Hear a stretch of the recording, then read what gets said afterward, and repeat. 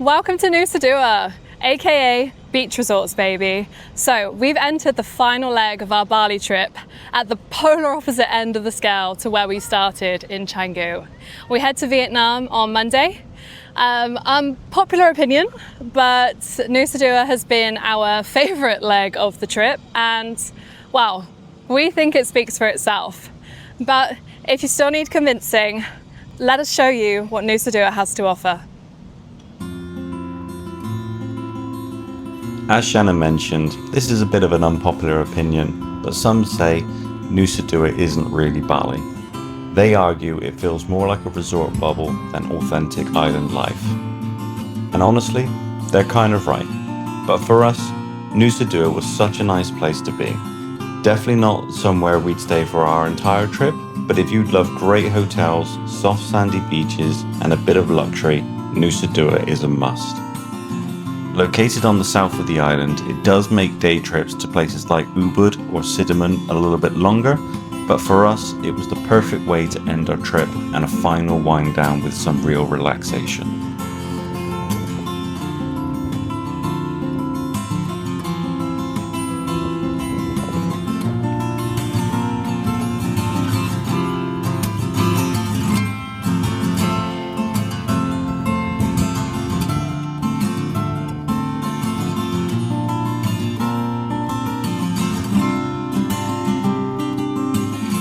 Now, it wouldn't be Bali without that dreaded sound of construction somewhere in the background, and Nusa Dua is no exception, with new developments always on the rise.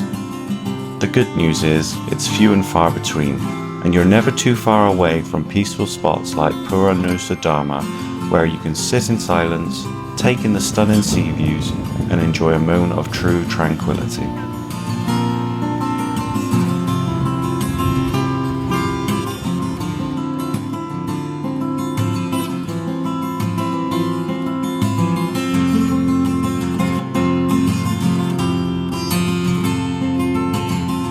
Another highlight of Nusa Dua is the Peninsula Island, a peaceful green space perfect for a stroll by the ocean.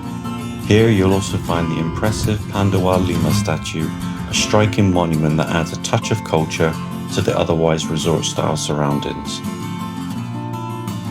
The area is known for lush beaches and resort-style hotels, and while it's on the pricier side, deals are definitely out there. We lucked out and found a great deal at Tijili Hotel Benoa, which cost us just £32 a night. Compared to nearby resorts that range between £150 and £250 per night, it was an absolute steal.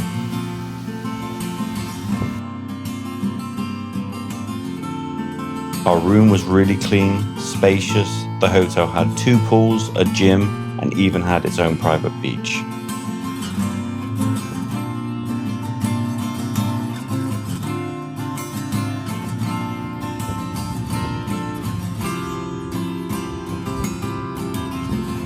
Food in Nusa Dua, like most of Bali, was fantastic.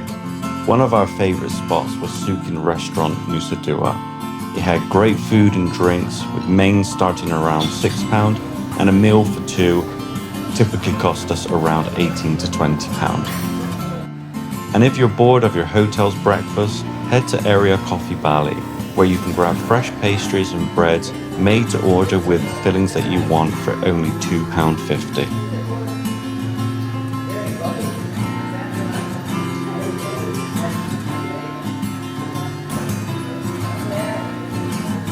Here are a couple of photos of some of our favourite meals during our time in Nusa Dua.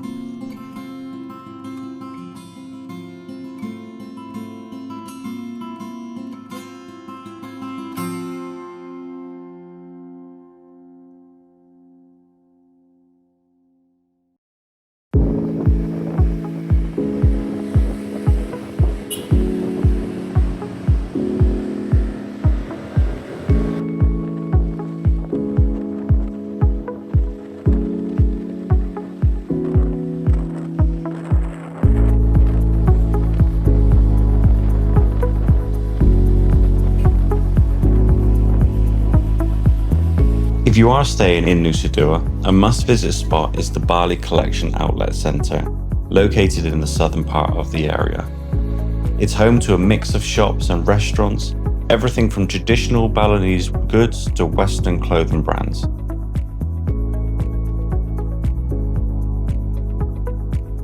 It's got much more of a chill vibe compared to the markets elsewhere in Bali, with far less pressure from vendors, allowing you to roam free and explore the wares available.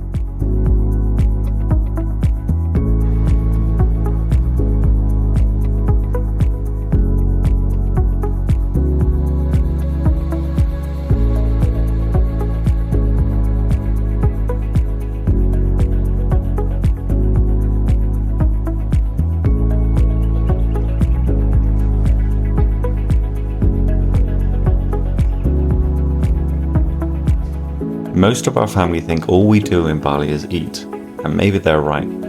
But one of our places we have to recommend is Burma Restaurant. It serves rich, vibrant flavors of Myanmar, fresh, flavorful, and a delicious change from the usual Indonesian dishes.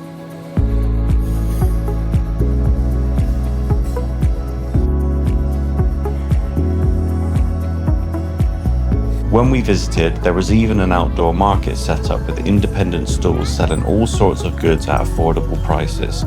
Just be prepared to haggle.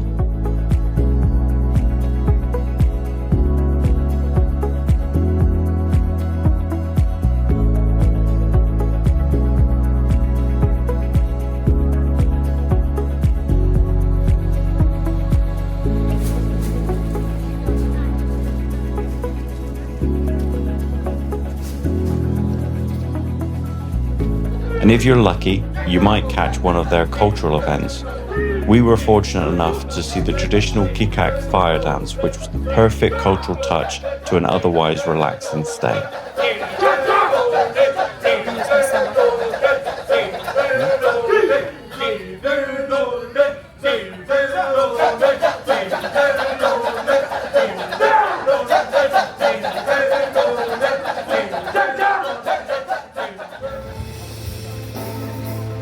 For me, the absolute highlight of the trip was the Devdan Show at the Bali Nusa Dua Theatre. This incredible performance takes you across the islands of Indonesia with traditional dance, live music, fire, aerial acrobatics, and even water effects right on stage.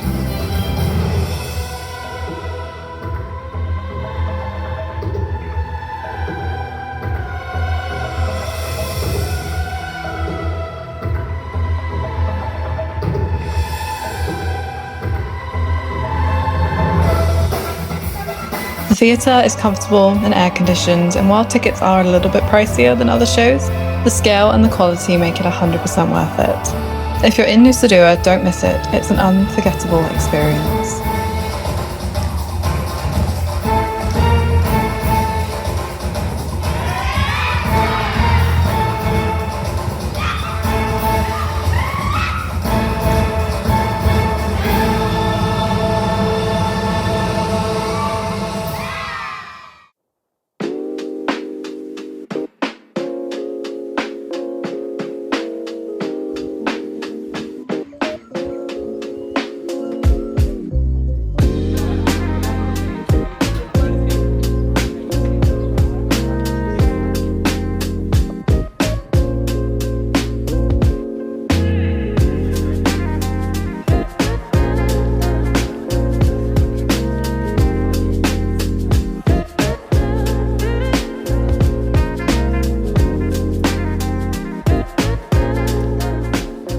If you're staying in Nusa Dua, then just 30 minutes away you'll find one of Bali's most impressive landmarks, the Garuda Wisnu Kencana Cultural Park.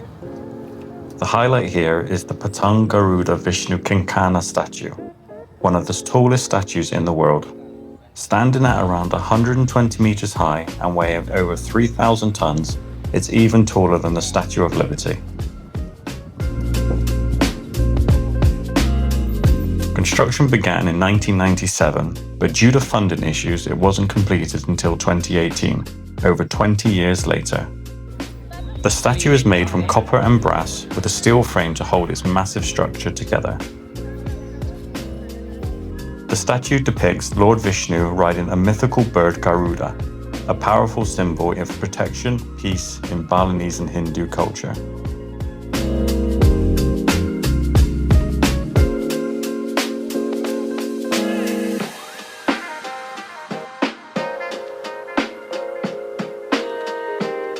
GWK isn't just about the statue. The park itself is huge, with beautiful gardens, cultural performances, and wide open plazas where events and concerts are held.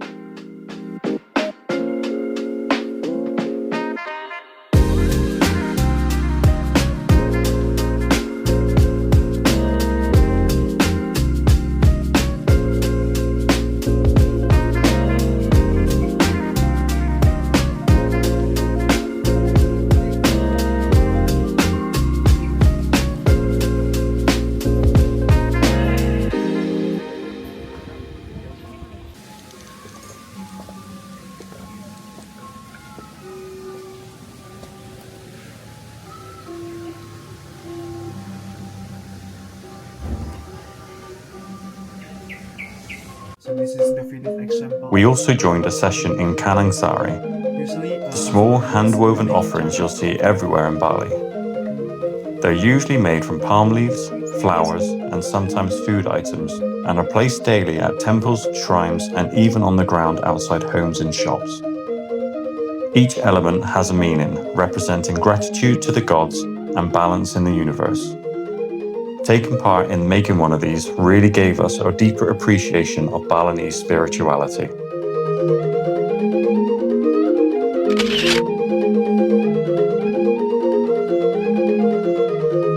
So if you're in Nusa Dua, a visit to GWK Culture Park is a must.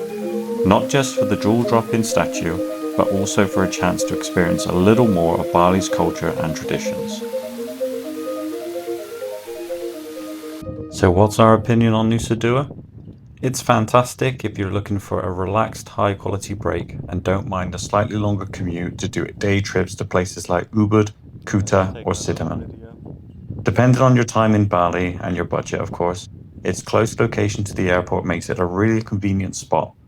For us, it was the perfect way to slow down and recharge before continuing on our journey to Vietnam.